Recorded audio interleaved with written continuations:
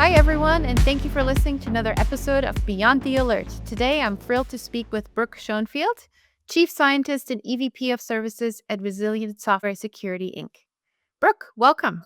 Thank you very much. And thank you for having me on the podcast. And what an exciting topic to talk about. What are we going to do with the SOC, the Security Operations Center, for those who don't know what Not a pair of socks. If you think it's a pair of socks, you're in the wrong podcast. you are. I'm sure there's a podcast about socks, but not this one. Absolutely not. So we have 30-ish plus minutes, and there's a lot to cover, so let's dive right in. Please. So speaking of the SOC, what are you really doing in the SOC? Yeah, that's a great question and really important. And I think we don't set the context enough. As someone who's done a lot of architecture and been taught by truly great architects, I have, and I mean software and system architecture and security architecture, not buildings. I was taught you've got to know what you're striving for. What's the vision? Where are you going? And in the world of defense, cyber defense, information security defense, the SOC, the finding of alerts, the monitoring for signals of attacker behavior, what we call indicators of compromise, is the last line of defense. After everything else fails, and I do want to come back to that, why am I saying after everything else fails? Assuming you have defenses. And if you have no defenses, your SOC or your monitoring and your responding to signals of attacker success are your only defense. And then it gets really tricky because, wow, but assuming you have other defenses, when they fail or are insufficient, your monitoring is the last thing to try and catch them. And terrific responses have saved entire companies. I just want to say that. And the failure of the SOC have caused things like losing 33%. I'm not making this number up. 30% of your revenue and having the CEO fired. So there are consequences of the SOC failing. And that I just want to stress the importance here. Without the SOC, without monitoring and carefully looking for those true indicators of compromise, you're really flying blind. And it's also a way to say who's attacking me and why and how. So there's a threat intelligence piece of this that's also very important, in the sense that I have all this data. I can look and say, most people doorknob rattlers, and we should come back to that. Are they just knocking on the door in a bad way, and why?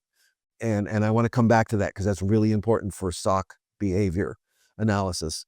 Or has someone actually been able to breach or get around what we thought was to protect us in some way? And it has led to 18,000 customers, including major government. I'm not making this up. That's SolarWinds. It's out there documented. 18,000 customers being compromised and having their authentication systems compromised and backdoors put into our software and being put in them. A failure in identifying indicators of compromise early. So when everything else fails, those who do this, you are the line of defense.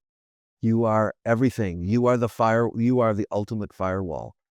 Pretty important job. Critical. Do you think it's a thankless job?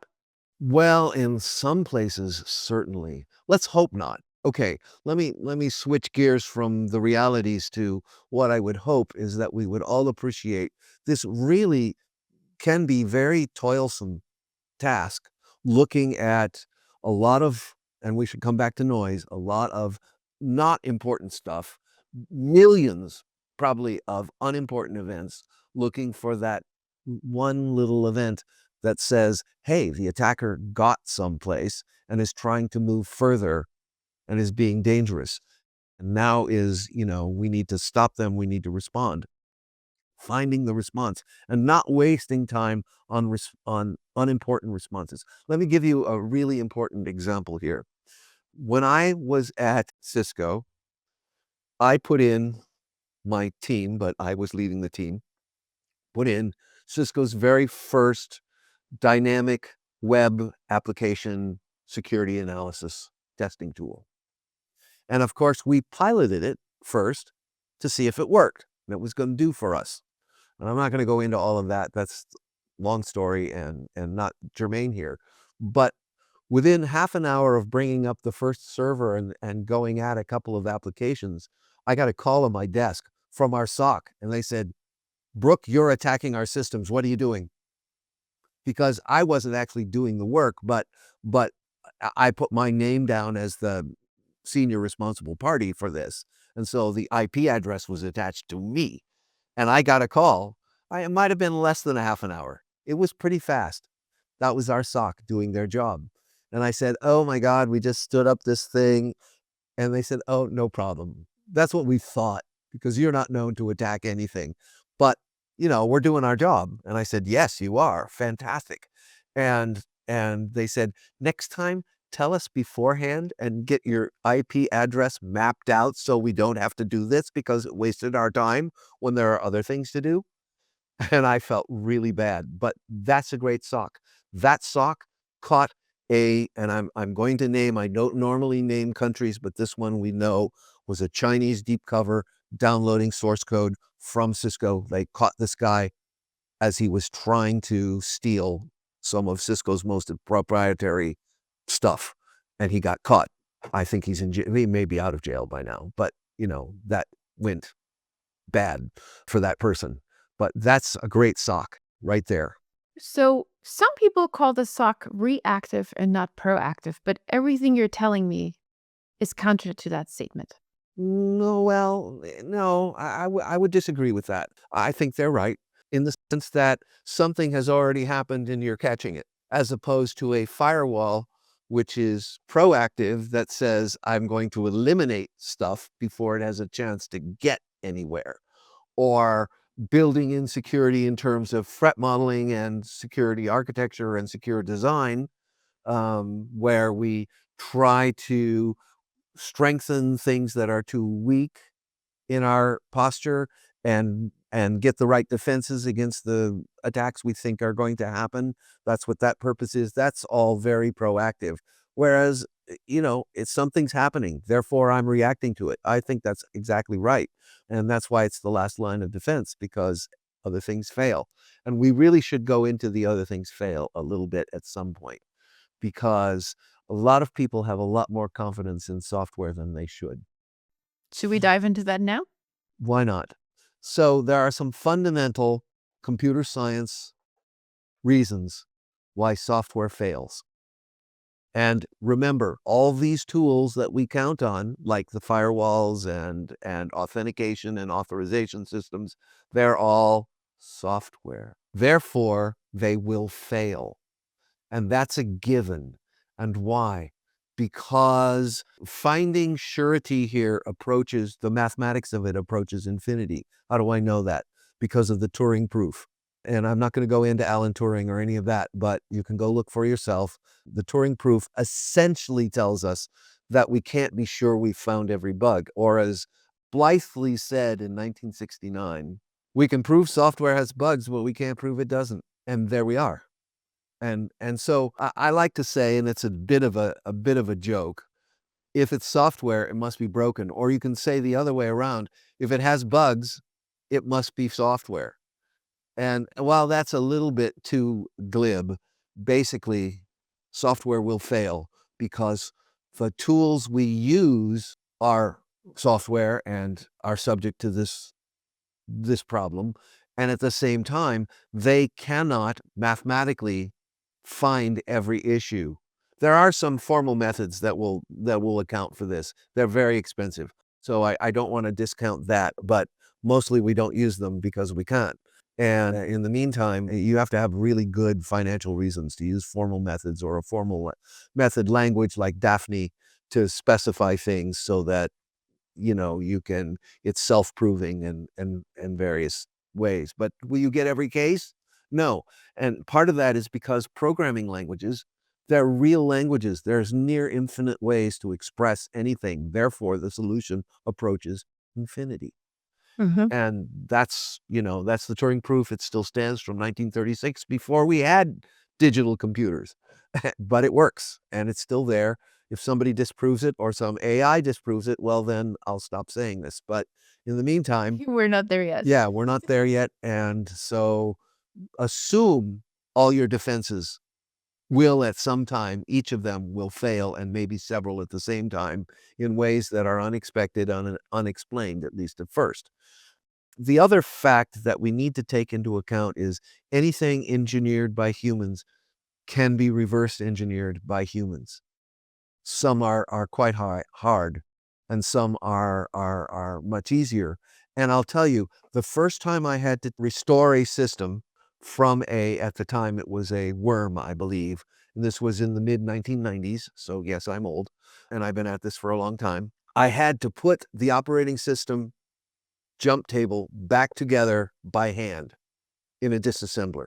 Okay, that was the technology of the time. Thankfully, I was technically astute enough to do that at the time. Roll over to today, we have tools like Frida. That's a tool. Yes, named after Frida Kahlo. It really is. It makes reverse engineering trivial by comparison. It's like the difference between stone tools and the best steel you can ever get or make in terms of holding an edge. That's the state of reverse engineering today. And so that plays into it too. So you think you have a really great system and you think it's well protected. Well, if the attacker can get enough information about that or even download the code, they'll start reversing engineering it. They'll certainly reverse engineer your message streams and everything that you thought were all very secret.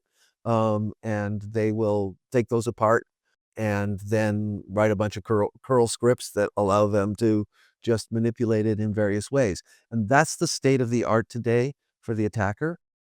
And that's why we have to assume that our defenses may fail. They will fail. If they fail serially, you're really in trouble, but at least one at a time. And that brings us to, that the horror that I'm coming back to. Monitoring and alert analysis is our final line of defense to reaction. We've got to have it. And believe me, when we set up InfoSec at customers, which we do, we always say, look, you've got to monitor and you have to have an incident response function, period. Even if it's 5 people, somebody's got to take this on and somebody's got to look regularly, because you don't want to be another SolarWinds where 6 months the attackers had the run of your development systems and your authentication systems. And I'm not making that up. I Of never course make any not. of these things up. It would be impeccable if you came up with those stats on the fly. They weren't based on real data. So that brings me to an important point. With all of these nuances and being the last line of defense and understanding that attackers are always a step ahead, while vendors may claim this is the next gen, reliable end all be all solving everything for you, which we all know is not the case. And on the flip side, our cybersecurity audience hopes that they won't have that one occurrence, the first one, right? Where it's a matter of time before something happens and maybe you get lucky. And if you don't, you're in big trouble. How do you define the strategy for SOC analysts looking at alerts so that they can do the best job possible? Well, let me start with, without tooling at the level of scale that we have and the level of attack we have, forget it. We're done. May as well go home. So I want to praise and honor the hard work that many, many brilliant people have put into tools.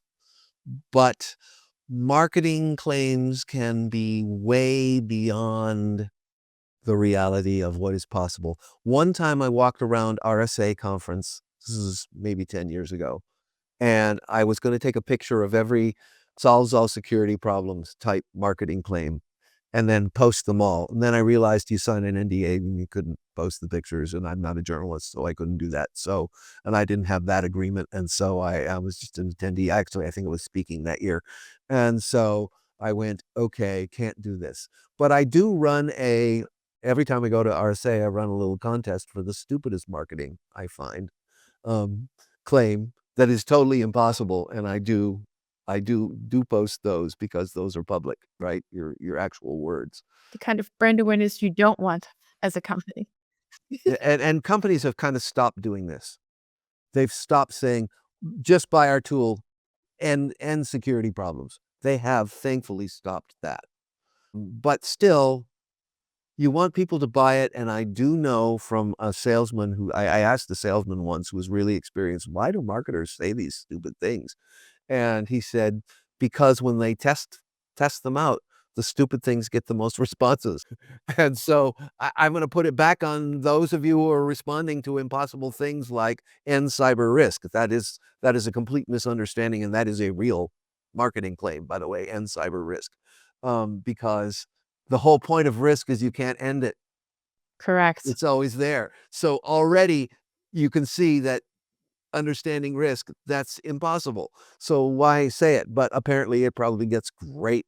So it works for them. I've castigated them publicly several times for that, as I had just did again. You can go look who that is for yourself. I won't name them. Well, it stands out, right? But it doesn't build trust. It doesn't with me because I know it's a completely ridiculous complaint, and it's not how risk works.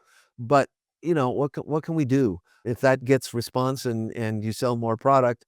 That's the point of being in business. So I can't fault that. I mean, I'm a bit of a capitalist myself. I do think people's hard work ought to be rewarded by the marketplace.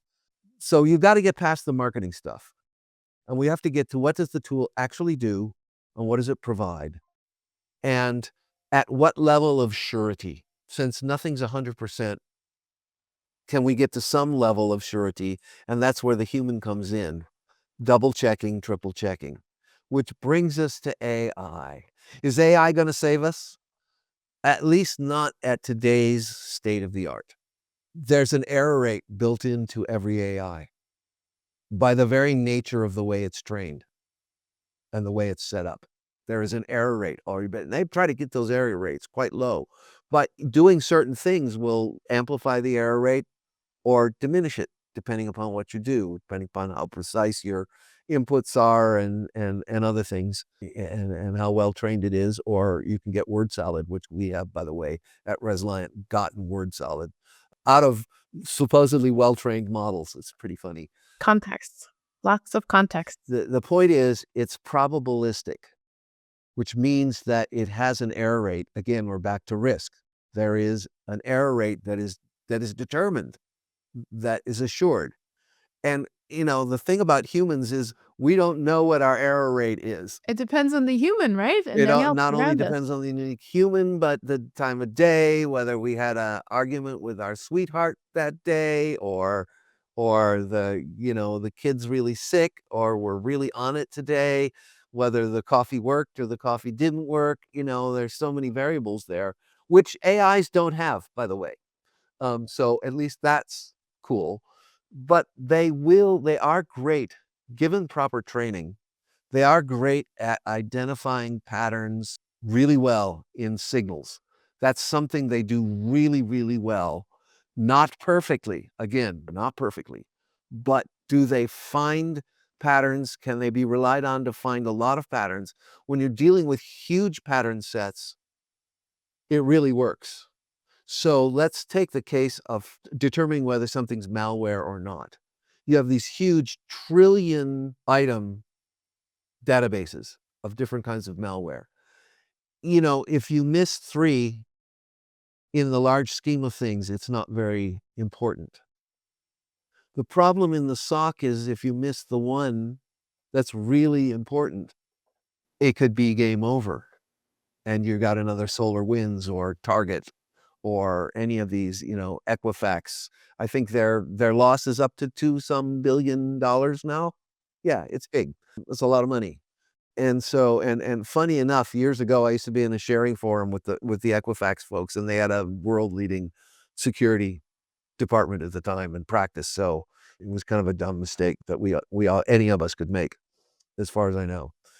Anyway, you got a lot of noise. You got a lot of the adversaries are running sweeps of every exposed IP address to see what they can get, automated sweeps and then attacks of every known IP address on the internet constantly. And there are thousands of those.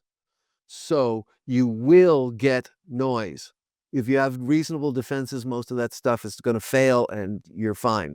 What you're looking for is this needle in the haystack when somebody successfully gets in because your defenses were weak or they had an advantage like compromised account, as what happened to SolarWinds, or they get lucky, or you have a vulnerability you didn't patch and you didn't realize, or you deprioritized it or whatever, which is what happened to Equifax. And so, those are the things you're really looking for. And that's why the AI, you want to double check it. So AI looking through the patterns and says, I think this one's important, all this other, these millions of other ones I'm not interested in. Great. But then look further down in the chain, because unless your secrets are right at the front gate, the attacker has to do something else to get to the next step. And that's going to also have some signal. And maybe you'll see much less noise there and much more signal. And so you're looking for this sort of progression. And that progression is the key here that I think AI can help with a lot. Remove all this extra noise. And if we missed one, it's still going to have some signal from something else they're going to do that will give us something to look at. And the thing is, you should have a huge amount of noise at the front gate. By the next gate, the next place where you can look, you really oughtn't to have too much noise at all. And that ought to really help a lot. Take RSA, the company. 2011, pick on any country, but we know it was the Chinese at this point. And it's all written in a Wired article, by the way, if you care to look for it. They caught them within 5 hours, and they never got what they were after. That's what we're counting on the SOC to do for us. That is right there, success. I know it took them 3 days to clean the whole mess up. And they did lose some seeds, okay? But still, they caught them. And that's what we're looking at, because after that initial signals, and there were actually 4 diversions going on at the same time, just to create even more noise, along with the real attack. The steps, there's less noise at gate 2. There's even less noise at gate 3. There's even less noise at gate 4. And so that progression, indicators of compromise, that's where the sweetness lies. And that's where it gets easier and easier for the human to step in, because there's much less signal to look at and much less events to watch for, and where AI can even be more helpful. And by the way, when I was at McAfee, when I was director of product security architecture there in the mid-teens, we had machine learning doing exactly this for our SOC product. So there's nothing new here, by the way. I know we have much more sophisticated LLMs that can talk to us and stuff today, but there's nothing new about using machine learning in this regard. And I will say one thing in my own experience in building AI products, which I have now done, the less noise you give them, the more precise, and the more precise you have it tuned for a single job, the more reliable it is, and the smaller that probabilistic error is. So, I would advise vendors to not do the glorious thing of saying, oh, we have LLMs and AI everywhere, and the marketers will anyway, so whatever the hype cycle is. But a really tightly tuned machine learning is probably going to be a much better solution, because it will do the one thing and can be trained for the one thing, as opposed to the general purpose thing that talks to us and makes us feel good, or can be your new spouse. It's the same thing that goes for humans, though, right? I mean, if you're a generalist, you're decent at a lot of things, but you're an expert in none. So, in areas where it's critical, the last line of defense, you need expertise. The matter boils down to, how are you defining noise? Well, that's a great question. Basically, anything that isn't successful, any attack attempt that isn't successful, and all of the normal events that every piece of software generates because we have to watch for performance, we have to watch for downtime, we have to watch for other kinds of bugs that are not security bugs. We have to watch for, how does the user use the program, that's telemetry. There's all these other signals which might indicate compromise as well, but I would define noise in this context as something that looks like an attack that's not normal, that isn't successful, because that means my defense has worked and I don't care. Well, I do care, because there's the other side of that, the threat intelligence. What are they attacking us with, and who's attacking us, and why do we think they're attacking? And that helps us refine our threat model. That is important. And that comes out of the SOC, but usually the SOC is not responsible for that piece of the analysis. Usually that's a threat intelligence function that's somewhat different. And so that's why I've sort of excluded it. But if a SOC does both of those things, well, great. Thank you. I think the word is thank you. So then, looking at what vendors are creating for the SOC, what they think the SOC needs versus what you, based on all your years of experience, know they actually need. How are those, AI SOC analysts doing? Is that the right approach? What are your thoughts there? Because now obviously we have what, 40 plus AI SOC analysts that are all the best things in sliced bread, right? I'm not replacing my humans. There was this guy, I can't remember his last name. Anthony was his first name. He was a born and bred New Yorker, and he dropped F-bombs as a natural course of his speaking. And they were so natural that we as a team never swore. Rarely, rarely. We had a Mormon on that team, and he really never swears. I think they just don't. And wonderful guy, brilliant, gone on to a great career. And none of us are swearers. And Anthony would come in, and these F-bombs just boom, boom, boom. Just a Waking up for little everyone something. else. Yeah, very, very New York. And he was really great at his job. Unbelievably great at his job. Really good. I want those people checking up on my AI because it's going to make errors. But also, I want the AI to be an assistant at today's state of the art. I don't want to give over decision making entirely to an AI. Look what happened to United Health, who are being sued their rear ends off for denying 90% of a certain one of their audience. Can go check this stuff up. Like I say, I don't make it up. Or IBM, who successfully replaced their HR support function with an AI, but discovered about 6% of the requests were too subtle for the AI. And by the way, it was wildly successful. People loved dealing with the AI. It took care of their problems very quickly, and whatever. But they still rehired a bunch of people because there were subtle problems. And that's where I want the really great people. And I'll say one other thing. SOC analyst has been one of the entry points into security, and oh my gosh, we sure do need security people, please. And that's one of the entry points, because you learn a lot about attacks and defenses and signal and noise.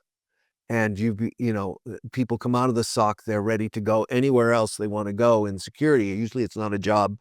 Anthony, it was a life commitment, but for most people, many people, I shouldn't say most, it's something they do for a while, learn, and then move on to something else in security. It's a great training ground. So are we going to give up that training ground? We need security people. I'm sorry, AI is not going to save us, in my strong opinion. So, in the general problems, I'm not letting AI be my security architect. Doing the simple things, the obvious things, absolutely. If I never have to tell somebody they have to escape their inputs to protect against cross-site scripting, I've maybe said that 5,000 times by now. It would be great, and an AI can do that wonderfully. I don't need to say it.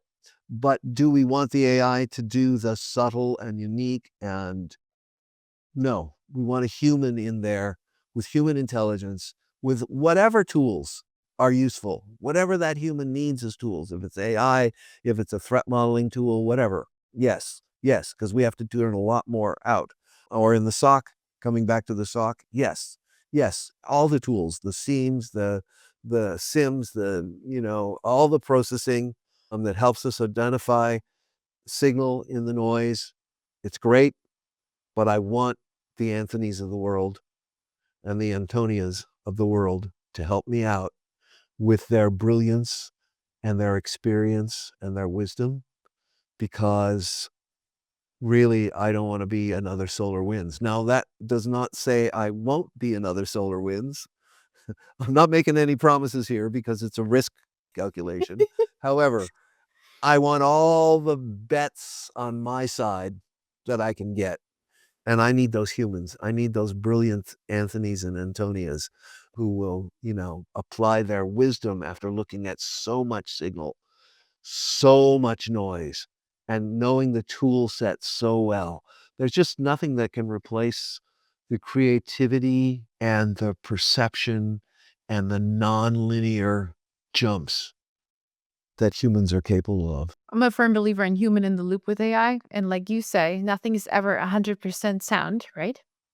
But if you don't have the human experts, who's going to inform the tools AI would have you of how it should look? And even then, there will always be a net new scenario. And so we're in that situation where, it's another tool to use. And the tool set is rich, I have to say, compared with going through. I mean, I remember when I found a bug in Apple's Mentat stack, their TCP/IP stack.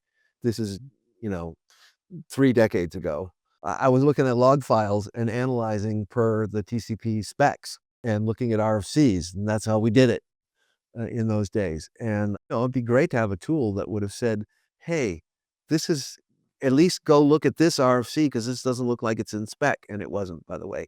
And I'll never forget what happened. I reported the bug, and they say, "No, there's no bugs. Prove it to me." And I couldn't prove it to them because I couldn't write a piece of code that would make it happen because it happened on a customer's thing. But finally, they had some engineer who was responsible for it call me, and I explained it to him, and he said, "Yeah, there's no bug in our stack." They get so many of these kind of things. And I explained to him what was happening and my own skills and everything. And I said, "I sent you the log files and you can look at them. Let's look at them. Up, up, up, up, up. You see, you're not responding in time," or whatever the problem was.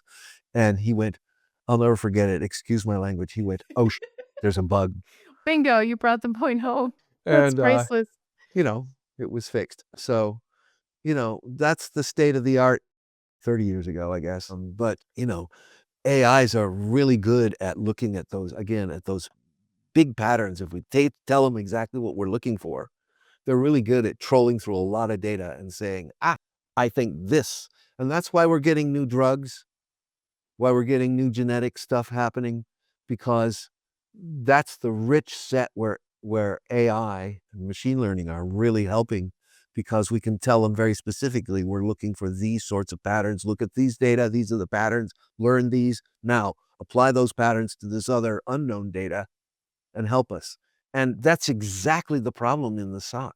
Tons of data which has patterns, and the patterns are actually really specific.